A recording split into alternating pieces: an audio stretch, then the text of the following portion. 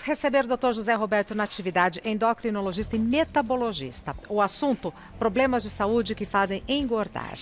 Prazer em recebê-lo. Obrigado, Regina. Doutor, o que é metabologista?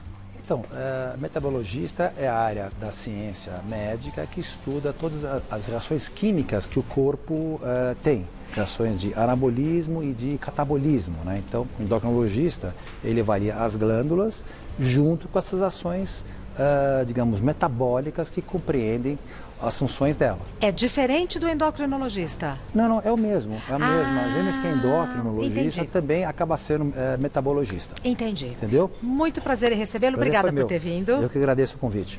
Bom, vamos falar sobre problemas de saúde que fazem engordar. A gente já deduz que não é um ganho de peso saudável. Não é. Aliás, digamos, obesidade, você vê, é um problema de saúde pública mundial, né? Então, aqui no Brasil, por exemplo, a gente estima que 2,4% do nosso PIB é gasto com as doenças que promovem a obesidade. Né? Você vê agora no coronavírus, a grande estrela, qual que era? É a obesidade, como fator de risco. Então, a obesidade é uma doença extremamente perigosa. Tá. E o que essa imagem nos ensina, doutor José Marcelo? Então, essa imagem ensina o seguinte, nós temos aí, claro, basicamente as mulheres, né, e nos homens também, embora existam outros biotipos de corpo, né, aqui nós temos um padrão que nós chamamos de padrão androide ou padrão maçã, né, e esse aqui é o tal do padrão pera. Né? O que significa isso? Essa paciente ou esse indivíduo vai ter uma gordura mais abdominal, as perninhas um pouco mais finas, os braços um pouco mais finos e até dá uma sensação de que a pessoa não é gordinha. Né? Tem uma barriguinha, no homem, por exemplo, é de show. Isso vale para homens e mulheres. Homens e mulheres. Perfeito. Entendeu? Então, essa aqui já é o padrão, ela é o padrão, digamos, pera, não é? Em que ela acaba tendo realmente um menor risco cardiovascular em relação ao padrão maçã. Entendi. Tá? Mas os dois trazem riscos, mas o mais complicadinho é o padrão maçã. Acho que a gente tem uma outra imagem, vamos ver. Mitos e verdades. Doutor José Marcelo, Natividade, é mito ou verdade que o hormônio do estresse, chamado cortisol, pode favorecer a perda de peso? Mito. É muito pelo contrário, né?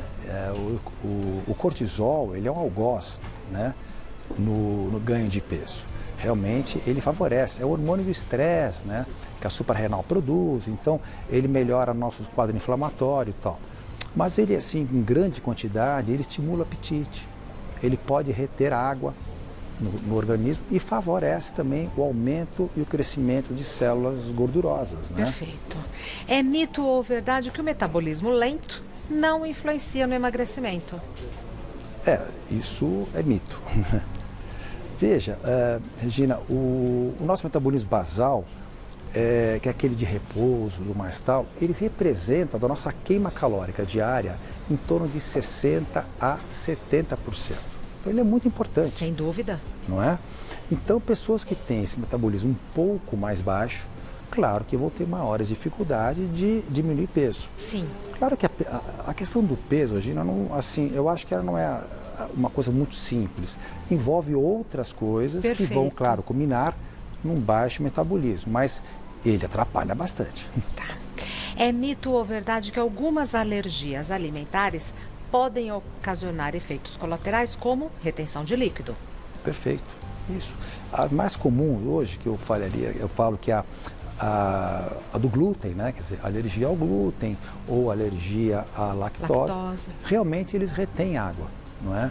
Inclusive o glúten tem um adicional, além de ele ter essa retenção hídrica, ele pode inclusive provocar inflamação na tireoide, por efeito cruzado, dando o famoso hipotireoidismo de Hashimoto. Então, é fato, sim, podem dar retenção hídrica, sim. Tá? É mito ou verdade que hipotireoidismo pode provocar sonolência, queda de cabelo e aumento de peso? Nossa, isso é a assinatura da doença. Tá. Essas são as três coisas que as pessoas começam, inclusive, a procurarem o auxílio médico em cima desse quadro, né? Uma sonolência, um cansaço, a pele mais seca, unhas quebradiças, cabelos quebradiços. Aumento de peso. Aumento de peso. Perfeito.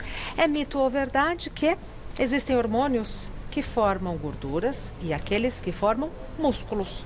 Sim, é verdade. Na realidade, assim, esses hormônios que formam gordura, nós teríamos até alguns para poder linkar. Por exemplo, a leptina, né, que é um hormônio que a gordura visceral produz e ela tem uma ação no cérebro, né? Ela promove saciedade.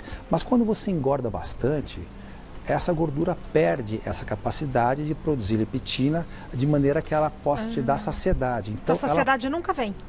Nunca vem. Então você continua comendo e você continua engordando e comendo. Então esse hormônio, que é produzido pelas gorduras viscerais, que hoje nós consideramos não mais um tecido, mas uma glândula, não é? Ela pode provocar o aumento de gordura. Perfeito. É mito ou verdade que hormônios de prolactina em excesso, hormônio de prolactina em excesso engorda? Olha, a prolactina, isso também, eu acho que ela é meia verdade, né? No homem engorda, sim, né? Porque nós temos esse hormônio, é um hormônio que vocês mulheres produzem, né? Quando estão gestantes, não é? E quando nasce o bebezinho, então vocês iniciam aí o seu aleitamento materno. Por que você não aleita durante a gestação? Porque o estrogênio está muito alto e ele bloqueia a prolactina. Quando você tem o bebezinho, né, cai o estrogênio, então a prolactina passa a fazer o seu papel. No homem, ele diminui a testosterona, não é? pelo bloqueio do eixo central, então gerando uma baixa de testosterona, ginecomastia e aumento de gordura corporal. Nas mulheres, esse hormônio por si só, ele não leva ao aumento de peso, mas algumas mulheres, por ter esse aumento mais aumentado, seja por uma doença central ou até por alguns consumos de remédios que podem elevá-la, aí sim pode dar uma descompensação no ciclo menstrual, ficar amenorreicas, não é? E aí sim você vai ter um maior grau de ansiedade e acúmulo então de gordura. Perfeito. Tá?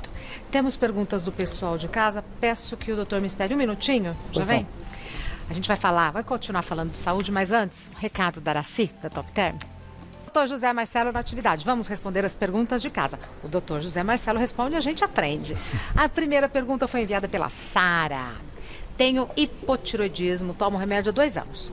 Há 4 meses comecei uma dieta, mas continuo com o mesmo peso. É por causa da doença que não consigo emagrecer? O que devo fazer? Olha, Regina, não. Veja, quando você está bem controladinho em relação à reposição hormonal que essa doença exige, não é? Então, digamos, seria como se a tireoide dela funcionasse normal.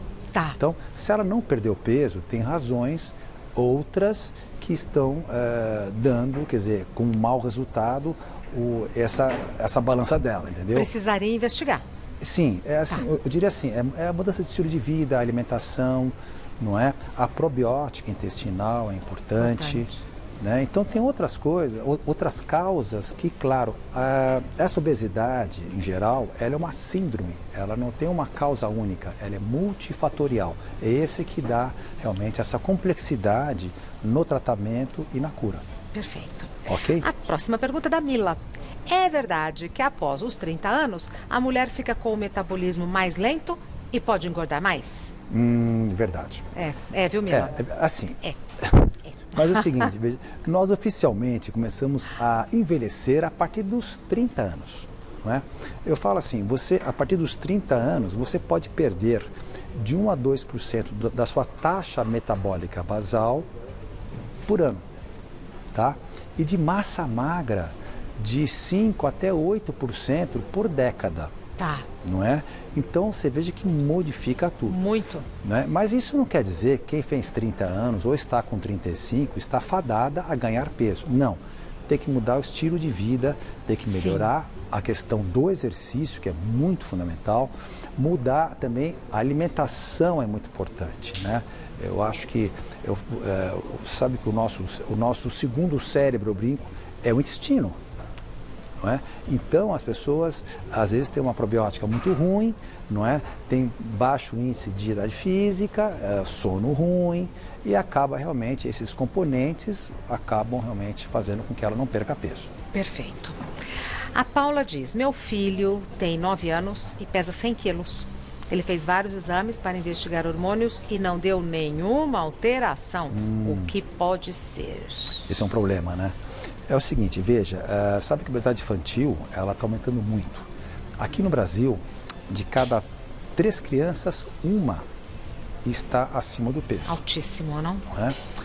Obesas, de cada 100 crianças, 16 estão obesas. Não é? Nós temos já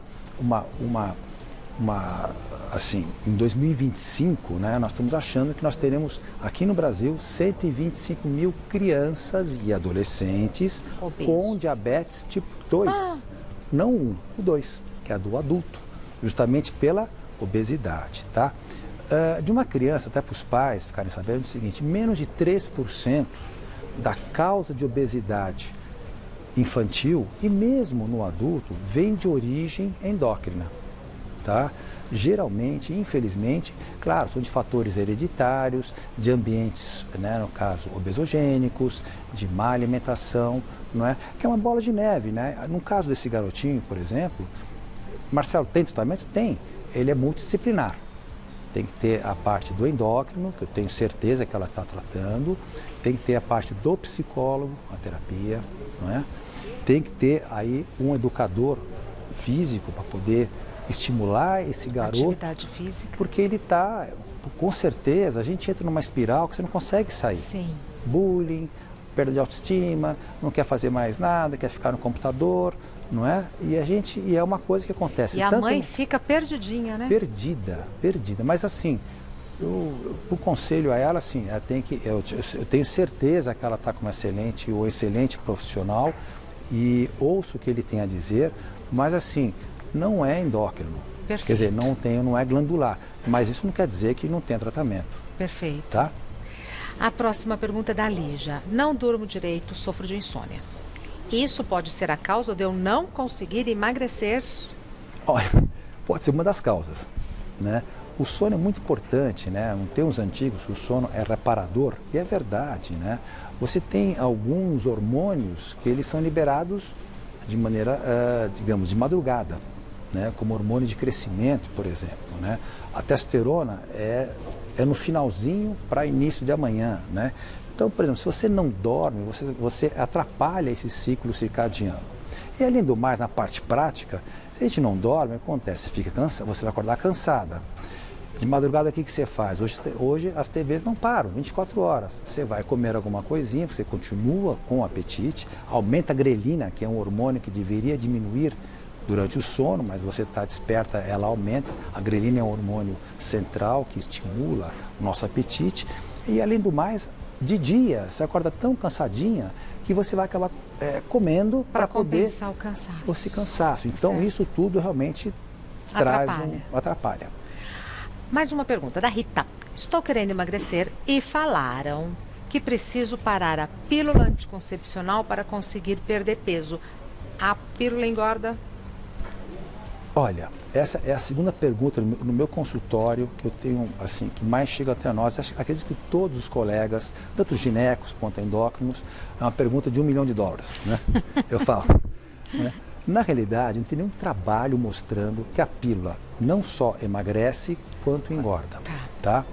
O que nós temos, assim, em 6 meses de acompanhamento, alguns trabalhos, até em Israel teve um, em que você acompanhou um ensaio duplo cego randomizado, mulheres tomando pílula e outras não, em que ambas o resultado foi muito semelhante. Mulheres jovens que nunca haviam sido problema de peso. E ganharam meio quilo em média, os 2 grupos, em 6 meses, tá?